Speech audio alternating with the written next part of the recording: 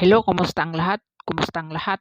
Sana nasa mabuting kalagayan ang lahat. Kung bago ka pa lang dito sa aking channel, huwag kalimutan i-subscribe yung ating YouTube channel. Digang 2.0.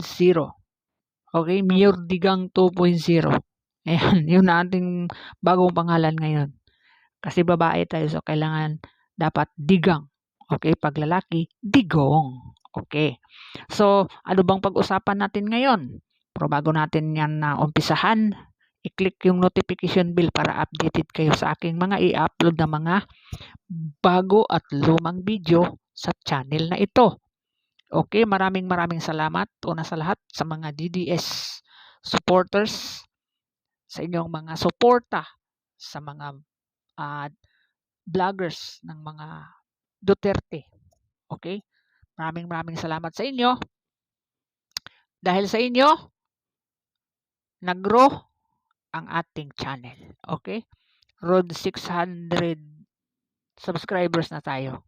Okay, doon naman sa isa, road to 10,000 subscribers na tayo. So, maraming salamat sa inyong suporta.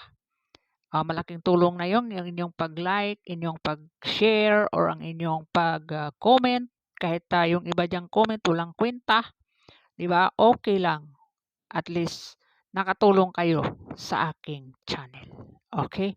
Kaya sa mundong ito, bashers ka man, o hindi ka bashers, anti-Duterte ka man, o pro-Duterte ka man, basta, nandyan kayo, nanood, nag-comment, nag-like, nag-dislike, nakatulong kayo sa mga channel ng mga vloggers.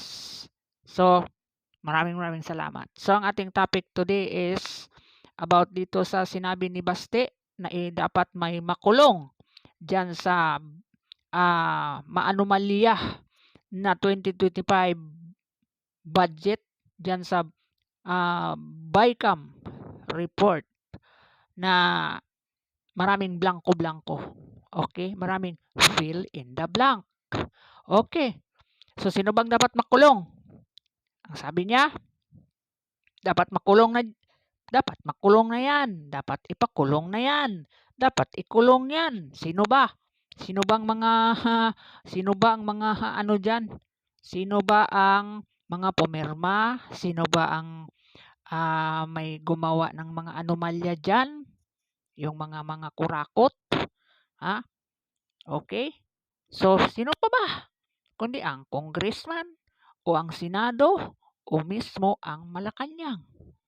So, dapat talaga may managot dyan. So, iakyat naman niya sa korte ni Ongab. So, antayin na lang natin kung ano ang magiging resulta nito. Okay. Diba? So, pangalawa, pag-usapan natin, itong palengke ng Tacloban. No? Palengke ng Tacloban ay nakita ko guys yung video ni Copars. Ayan, bisitahin ninyo yung channel ni Copars. Huwag na natin i-play yung video dito, baka makapiright tayo. So, nakita ko guys yung palengke ng Tacloban kasi pumunta doon yung vlogger sa satellite office ng Vice Presidente doon sa Tacloban. Kasi may satellite pala si Inday doon. So, pumuntahan niya at doon siya sumakay sa palengke ng Tacloban. Kaya ko nakita yung Tacloban, wow, ganito pala kaganda yung kanilang palengke. Sobrang dugyot. At pag mag-ulan guys, kawawa yung mga vendors. Maano talaga ako sa mga vendors kasi dati din akong vendors, no? Nang hindi pa ako nag-abroad, yun talaga ang hanap buhay ko dyan sa Pilipinas. Magtinda ng kung mga ano-ano, gulay, prutas, mga kakanin, no? Yun ang aking mga paninda. So, pag mag-ulan, grabe kawawa sila yung tubig ba? Yung tubig na sa lupa. Ano kasi yan? Ano sa paa. Pag matagal kasi yung paa mo mababad sa tubig, magkati-kati, magsugat-sugat. Kaya yun, ano naman sana yung mga politiko dyan, mayayaman, yung mayor, yung gobernador, yung congressman diyan? Ilang distrito ba yan diyan? Ha? Ilan ba yung congressman diyan sa Leyte? Yan sa Tacloban, isa na yan si Tambaloslos. Sino yung mayor diyan nakaupo? Kamag-anak din ba ni Tambaloslos? Bakit walang improvement yung lugar nyo, sir? Ang layo-layo ng lugar nyo, sir. Ang layo-layo ng lugar nyo sa Davao City, sa Cagayan. Ang ganda ng Cagayan. Cebu. Pero pinakamaganda talaga yung Davao. Kahit doon sa amin, maganda na yung palengke namin. Midsayap. Nako. Pinaganda talaga. Tinapos ng bagong halal na mayor, si Sakdalan. Tinapos niya yung project dati ng mayor. Tinapos niya yung malaking bagong palengke. Sos! Dahil yung sa Davao. O sa Libungan, maganda din palengke. Maganda na yung mga bagong terminal. Yun dapat ang ano ng mga politiko. Ano yung mga politiko natin ngayon? Sa nasyonal. Puro Duterte. Puro Duterte. Puro EJK. Puro confidential pa ni Sara. Impeachment. Puro Duterte na lang ang kanilang tinutukan. Kaya yung mga lugar nyo, walang improvement. Wala talagang improvement. Di ba kayo nahiya nun? Hindi ba kayo nahiya na kayo ang gaganda ng bahay ninyo, billion-billion, billion-billion ang mga sasakyan ninyo. Meron kayong mga pera sa ibang bansa. Meron kayong mga kayamanan sa ibang bansa. Tapos yung lugar nyo, ganon. So ano ngayon?